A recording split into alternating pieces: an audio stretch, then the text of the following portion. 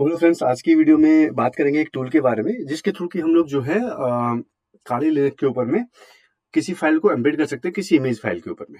So like example के लिए मेरे पास यहाँ पे देखिए एक वॉलपेपर जेपीईजी इमेज फाइल है और मैं चाहता हूँ कि ये टेक्स्ट फाइल इसमें हाइड हो जाए और मैं किसी के साथ शेयर कर दूं और बाद में वो उसको एक्सट्रैक्ट कर ले और जो है किसी को ये पता भी नहीं चलेगा कि इस इमेज के पीछे कोई फाइल जो है एम्बेड हो रखी है। सो कैसे उसको काली लिनक्स के ऊपर परफॉर्म कर सकते हैं, तो स्टार्ट करते हैं आज का वीडियो। तो यहाँ पे टर्मिनल को जो है ओपन कर लेते हैं और उसके लिए हम लोग जो है एक टूल जो है इंस्टॉल करेंगे, उसका नाम है स्टैग हाइड। तो स्टैग हाइड इंस्टॉल करने के लिए क्या करेंगे, यहाँ पे करेंगे sudo apt install STEGHIDE and y। सो ये एक टूल है जिसको हम इंस्टॉल करेंगे किसी भी इमेज को जो है हाइड करने के लिए। सो यहाँ पे देखिए टूल जो है इंस्टॉल होना स्टार्ट हो गया है, थोड़ा सा टाइम लेगा इंस्टॉल होने के लिए। सो जैसे मैंने बताया आपको कि किसी भी इमेज में हम लोग जो है किसी भी फाइल को जो है एम्बेड कर सकते हैं और मैं आपको अभी यहाँ पे करके भी दिखा देता हूँ। देखिए टूल हमारा जो है इंस्टॉल हो गया है। तो हाइड करने के लिए क्या करेंगे, तो यहाँ पे दो मेथड है हाइड करने के लिए। तो सबसे पहले यहाँ पे मैं आपको दिखा देता हूँ कि ये जो आपका जो बाय डिफॉल्ट डायरेक्टरी है वो जो है आपको यहाँ पे दिख रही है, आप डायरेक्टरी चेंज कर सकते हैं अदरवाइज। तो पहले मेथड की बात कर लेते हैं जो थोड़ा सा लंबा होगा। तो यहाँ पे हम लोग लिखेंगे स्टैग हाइड एम्बेड और एम्बेड करने के बाद में क्या करेंगे, यहाँ पे लिखेंगे CF हो गया कवर फाइल के लिए। और अगर आप डायरेक्टरी चेंज नहीं करना चाहते हैं तो आप लोग जो है फाइल को यहाँ पे इस तरीके से डिफाइन कर सकते हैं। लाइक होम पे जाएंगे, मेरे मशीन का नाम काली है, काली पे जाएंगे और जैसे मैंने दिखाया कि फाइल जो है डेस्कटॉप के ऊपर में, तो डेस्कटॉप पे जाएंगे और उस फाइल का नाम यहाँ पे मेंशन कर देंगे। लाइक मैंने दिखाया आपको वॉलपेपर .jpg। उसके बाद में करेंगे EF जो है वो है एम्बेड फाइल के लिए। और ऐसे ही जो है हम लोग जो है अपने जो फाइल को हमको एम्बेड करना है उसका URL यहाँ पे दे देंगे। लाइक मैं फिर से देता हूँ होम काली डेस्कटॉप और फाइल है वहां पे passwords टेक्स्ट। ये फाइल को हमको एम्बेड करना है, एंटर करेंगे तो आपका जो है फाइल एम्बेड हो जाएगी। अभी मैं आपको करके दिखाऊंगा। सो ये हो गया। यहाँ पे हमने क्या किया कि हमने यहाँ पे अपनी फाइल का पूरा पाथ दिया। अब हम चाहते हैं कि हमको फाइल का पूरा पाथ नहीं देना है, तो हमको इस रूट डायरेक्टरी के ऊपर में जाना पड़ेगा। तो यहाँ पे जैसे मेरी डायरेक्टरी है डेस्कटॉप, जैसे मैंने आपको दिखाया कि मेरी फाइल जो है डेस्कटॉप के ऊपर में है, तो यहाँ पे मैं लिख दूंगा डेस्कटॉप और यहाँ पे आप देखेंगे तो हम डेस्कटॉप पे आ गए। अब हमको बेसिकली पूरा रूट पाथ देने की जरूरत नहीं पड़ेगी।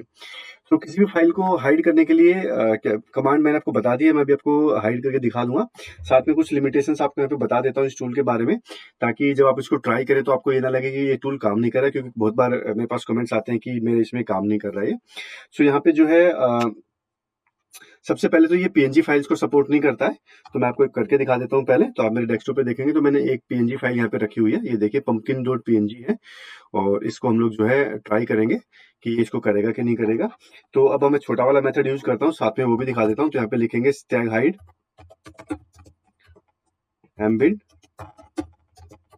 CF, क्योंकि हम डेस्कटॉप डायरेक्टरी के ऊपर में है तो हम यहाँ पे देंगे pumpkin.png, फिर लिखेंगे EF और जो फाइल है वो है passwords.txt। एंटर करेंगे तो यहाँ पे दिखा देगा आपको, ओ स्पेलिंग मिस्टेक हो गई यहाँ पे स्टैग हाइड की।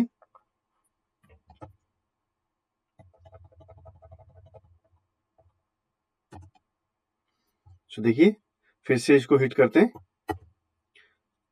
तो ये आपसे पासवर्ड पूछेगा। आप कोई भी पासवर्ड यहाँ पे चूज कर सकते हैं जो कि एक्सट्रैक्ट करने के लिए यूज होगा।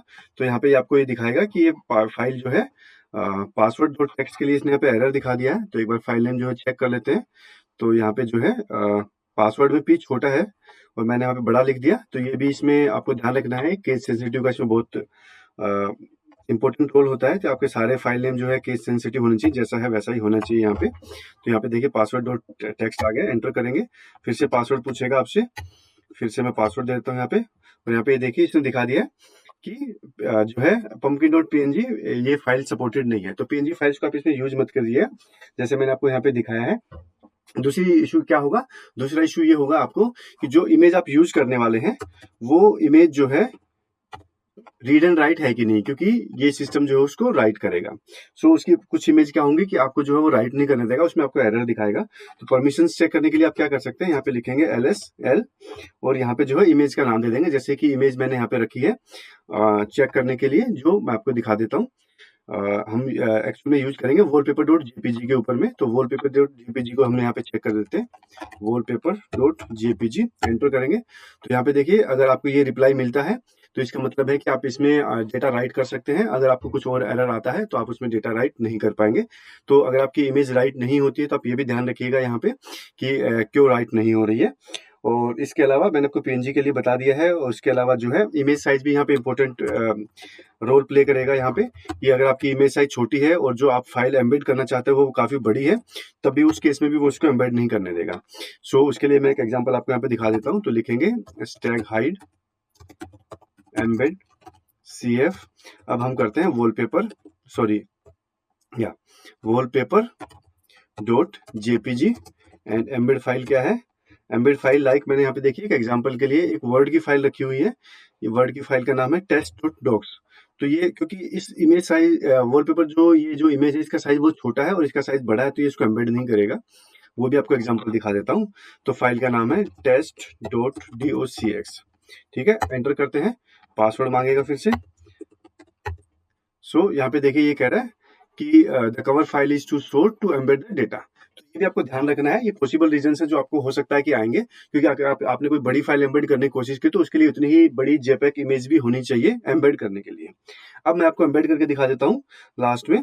सो हम यहाँ पे क्या करते हैं, हम यहाँ पे ये जो टेस्ट डॉक्स है इसको हटा करके हम ये पासवर्ड वाली, क्योंकि टेक्स्ट फाइल का जो है साइज छोटा होता है और डॉक्स फाइल का साइज थोड़ा सा बड़ा होता है। तो यहाँ पे मैं पासवर्ड जो है डॉट टेक्स्ट को एम्बेड करते हैं, एंटर करेंगे। यहाँ पे जो है पासवर्ड देंगे, जो भी आप देना चाहते हो आप उसको दे सकते हैं।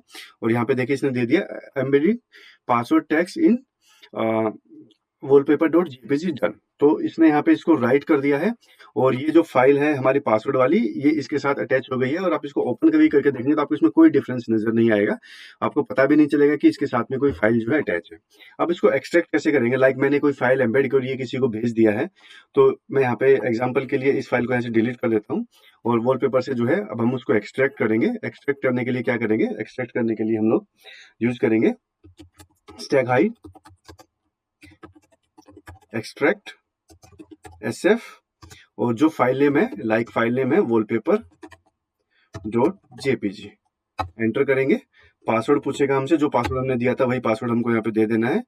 और यहाँ पे ये कह रहा है कि wrote extracted done to password dot txt। Desktop पे जाके देखेंगे तो देखिए पासवर्ड वाली फाइल हमारी वापस आ गई है। सो इस तरीके से हम लोग जो है इस टूल को यूज करते हुए स्टैग हाइड को हम लोग जो है जेपेग इमेजेस के ऊपर में किसी फाइल को एम्बेड करके शेयर कर सकते हैं, बाद में जाके उसको एक्सट्रैक्ट कर सकते हैं। और ये जो पूरा प्रोसेस है इसको जो है हम लोग बोलते हैं स्टेगेनोग्राफी बोलते हैं इसको, जिसके थ्रू कि हम लोग जो है इस टूल का यूज करते हुए उनको जो है हाइड करते हैं। तो इसको एजुकेशनल पर्पज के लिए आप यूज कर सकते हैं कि अपने नॉलेज को गेन करने के लिए, कि हम लोग जो है कैसे अपनी फाइल्स को शेयर कर सकते हैं अगर कभी हमको कुछ टेस्टिंग करनी है या कुछ फाइल्स को करना है। पॉसिबल रीजंस मैंने आपको बता दी कि आपको क्या क्या एरर आ सकते हैं। तो पूरा वीडियो अगर आप देखेंगे तो आपको समझ में आ जाएगा कि क्या क्या एरर आ सकते हैं और कौन कौन सी फाइल पर आप इनको ट्राई कर सकते हैं।